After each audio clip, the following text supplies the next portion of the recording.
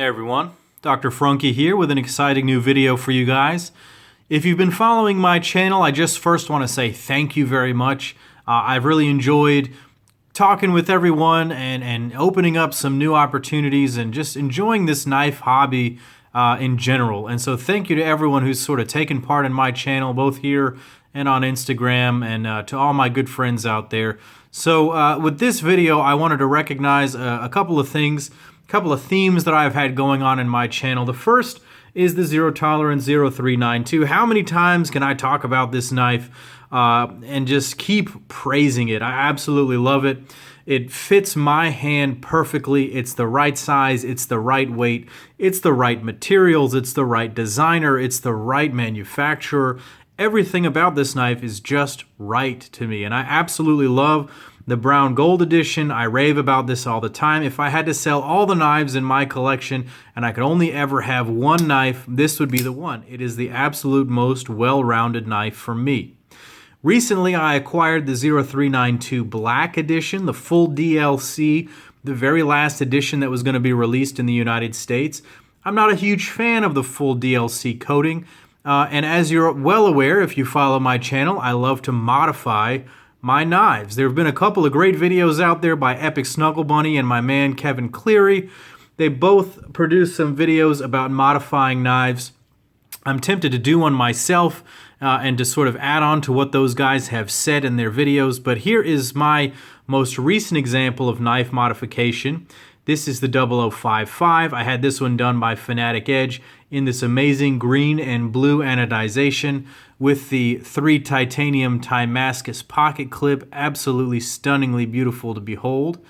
Love, love, love this knife. It is now my knife. It is a one of one, and it makes me so happy to see that this knife, where it was once very boring, is now quite exciting. Now, the 0392 BLK was a rather boring knife. In all black DLC, it really needed something else. Now, if you follow my channel, I did a modification on that before I sent it away, where I added a bunch of copper hardware, and I do think that that really made the knife pop. I think a lot of the folks out there agreed with that modification and really liked it, and a whole bunch of folks went out and did it after me, to the point that all the copper stuff is now sold out across the board for the Hinderer Eclipse and the 0392. But that wasn't good enough for me. I think that the 0392 Black really needed something special, and so I sent it off to Josh over at Razor Edge Knives, and he just sent me back this. So this is the new 0392 Black. Now, I haven't come up with a clever name for this one.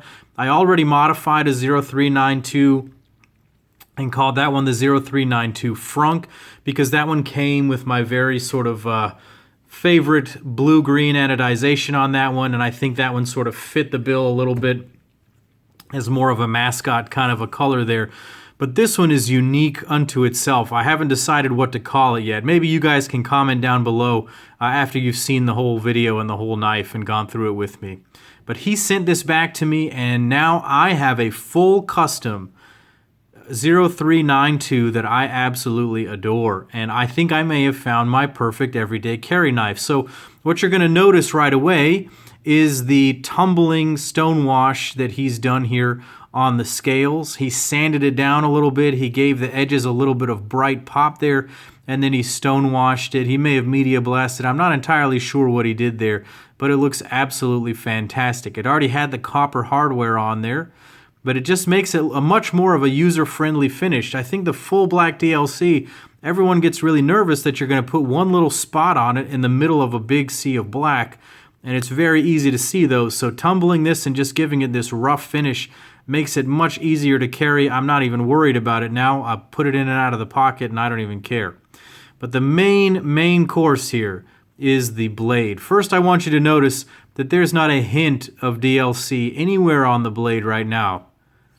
Neither the clip, the inside here, the jimping up here, and this blade was absolutely covered in DLC. Just like this one is completely covered in PVD coating. Sorry for the lint in there. This one was completely covered in DLC, and that is now all gone. Now, not only did he remove all the DLC, but he reground the blade. Look at that. It is now a fully sterile harpoon swedge compound grind with a beautiful, beautiful hollow grind. Now my camera is going to go nuts trying to focus on this very shiny metal, and it's going to go in and out of focus, and so I do apologize about that. But it is stunningly, stunningly beautiful. To show you in comparison what the blade finish is like on the standard model again, it was a beautiful machine satin finish here, but it was a flat ground blade. That made it a little bit not an ideal slicer because it's a very thick blade stock.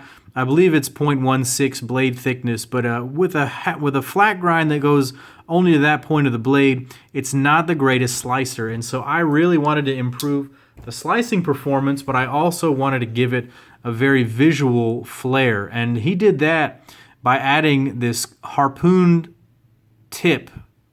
I should say the flat ground tip out there. Man, it's having trouble focusing on this. But the hollow grind is on that whole primary bevel, and then the tip is left flat ground to keep it reinforced, to keep it strong. And you can see there's still a lot of material out there, and so that's a strong tip. Now he's given it a nice deep hollow. It's amazing to me that he was able to make it that deep and that deep looking with this blade stock, and he did it on both sides to the point that it's ridiculously thin behind the edge here. The only other knife that I can really recall that feels that thin behind the edge is going to be my Peter Rizzenti Satori. This one is also hollow ground beautifully, way out to a ridiculously thin amount of material behind the edge there. And so this is just showing you the knife overall here. I am absolutely in love. Josh has done an amazing job with this knife. I should also mention that in addition to regrinding the blade, he's given it one of his very perfect mirror polished 16 degrees per side wicked edge. You can see the reflection of my blue scrubs in the background there. I'm still in scrubs from work today. For those of you who keep asking me, yes, I am a real doctor. Yes, I still work in the hospital. Yes, the name is not just for show. I am actually a doctor. I wear blue scrubs. This knife is incredible. I now have my ultimate EDC. It has a user finish. It has the most perfect blade grind. It is the absolute most perfect size for my hand. I love the copper accents in addition to the black here. I love the way that it's been redone, and I could not be happier with the results. I've been touting Josh's good work for a long time now. I may have had the original video on the Spyderco Nirvana regrind. You can go back in my channel history and see that. I know Nick Shabazz did that recently, but he did that after I did. He's a great guy. I love Nick, but I definitely beat him to that video, but he probably has more views on that one as of now. And Josh is going to get harder and harder to get in touch with. When I first got my knife reground with him, it only took a couple of days. And this took me like 10 weeks to get back. But I would say it's totally worth it. Now, I do need to bring up a very serious point here. And that is the cost of this type of a modification. Now, sometimes some modifiers out there will not charge you very much. They'll do a questionable job. And they won't really have a very high level of attention to detail. Now, I really only stick with the best known guys in the industry, and so you haven't really seen that on my channel, but this work right here cost a pretty penny, specifically about $368 in order to modify it from its original form into this. And there is a list of charges and surcharges that Josh charged me in order to do this, including a $20 disassembly and reassembly fee. So I'm a little bit frustrated by the price point, but I will say this. I now have a full custom one-off 0392 that no one else in the world has, and it's basically my dream knife. This is the most user possible finish. I adore the blade grind. He is a master at regrinding blades. Check him out on Instagram at Razor Edge Knives. Go ahead and check me out at Dr. Frunkey. Thank you guys for watching this video. Let me know what you think of this work and at that price point. It's a little expensive. Let me know who you like to see modify blades. Click like and subscribe to my channel, guys. And as always, this is Dr. Frunkey saying, take care.